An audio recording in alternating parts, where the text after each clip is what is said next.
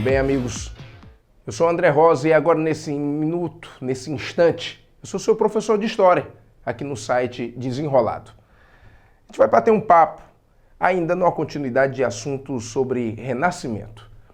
A gente informou num primeiro contato que o Renascimento na verdade era.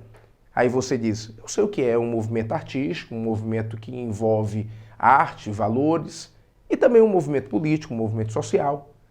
É porque eu deixei bem claro uma seguinte coisa, a necessidade de mudança de mentalidade era muito grande por conta da mudança do período. Eu estou saindo do período feudal para o período capitalista e nessa transição eu preciso mudar a mentalidade. Como fazer a pessoa aceitar um novo tempo se não mudou a mentalidade? Tá certo? Então é por isso que o Renascimento chega a existir.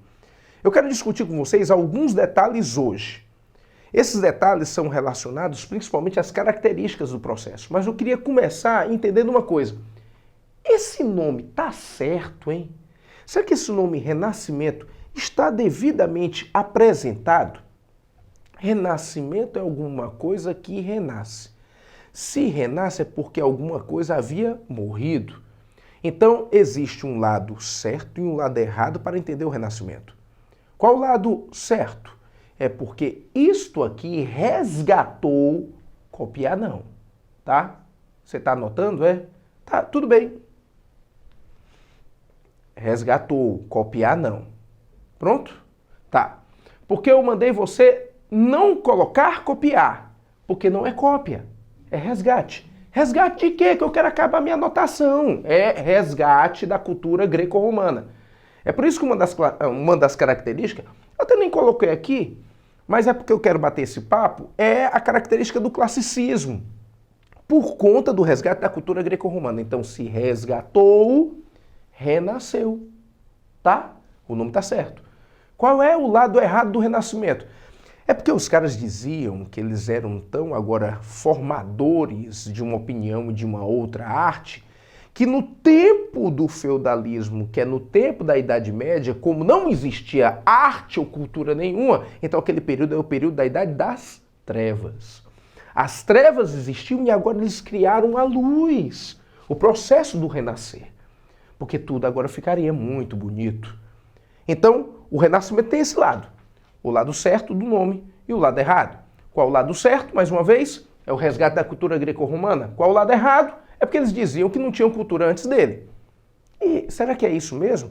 Ou, na verdade, é uma forma de apresentar a ideia de que, na verdade, eles estariam refazendo a cultura para se valorizar. É, porque é assim, ó, você vai saber agora um dom que eu tenho. Olha o dom que eu tenho, que por sinal é um dom renascentista. Eu vou pintar.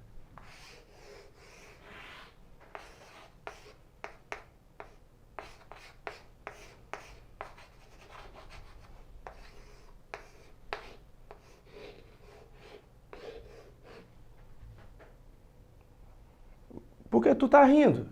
Tá ótimo. O que é isso? Hã? Você não entendeu o que é isso? Isso é uma pessoa. Isso é o Renascimento. O Renascimento é antropocêntrico. Ele precisa fazer uma pessoa. Por quê?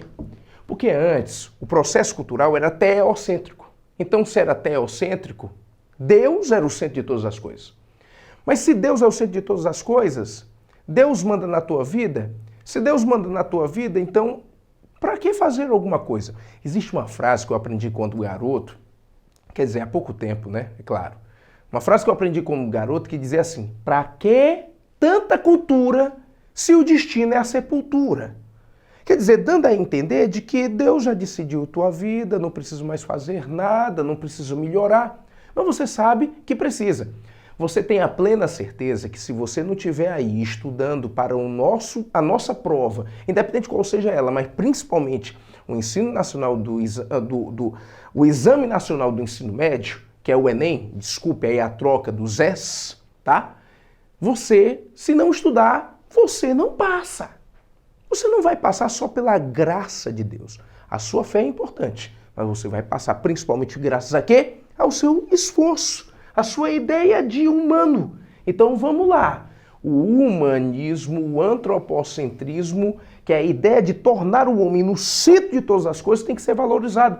Para esse homem ser o centro, ele começar a produzir, ele começar a fazer alguma coisa e finalmente a burguesia tomar o poder. Notaram? Mais uma vez eu voltei para aquela classe social, que é a classe burguesa, para transformar as coisas. Tá bem? Então, o antropocentrismo vai acabar com o teocentrismo, certo? O racionalismo vem logo em seguida. Porque agora o homem vai ter um espírito crítico, ele vai discutir as coisas. Ele coloca as coisas, o quê? Numa tela, ele coloca as coisas no teto de uma capela, ele coloca as coisas de que maneira? Jesus virou europeu, a Virgem Maria agora é uma linda senhora europeia? Não importa. Ela é gente. Você está me entendendo? Antes não se representava efetivamente as coisas como gente. Agora sim.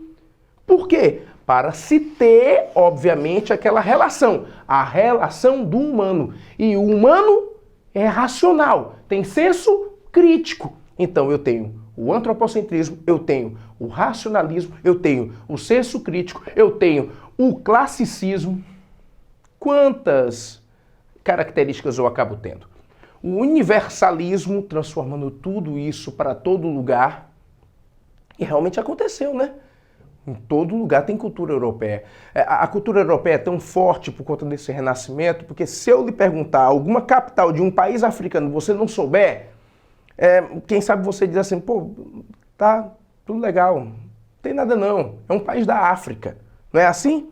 Mas se eu lhe perguntar a capital da Itália, que por sinal é o berço do Renascimento, e você não souber, alguém te chama de burro. Burro? Palavra forte?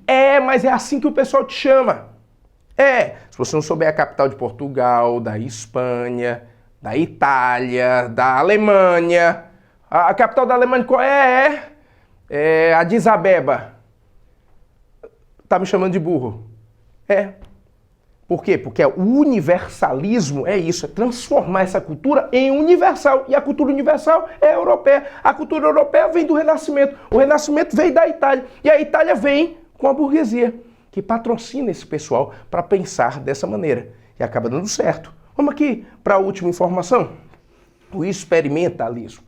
Experimentar para comprovar. Porque no final das contas, o Renascimento ele tem essas três partes. A parte artística, a parte que é literária e a parte, acima de tudo, também ligada à questão científica. É por isso que dessas partes fundamentam o movimento. E eles têm uma outra característica. Tentar acabar de qualquer maneira com o sistema feudal para favorecer a classe burguesa. Então essas características todas juntas não só querem resgatar elementos culturais, mas querem, acima de tudo, renovar quadros políticos, econômicos, numa Europa e no mundo. E acaba dando certo. Mais uma vez eu lhe contei o final da história. Notaram? Na aula anterior também. Até a próxima.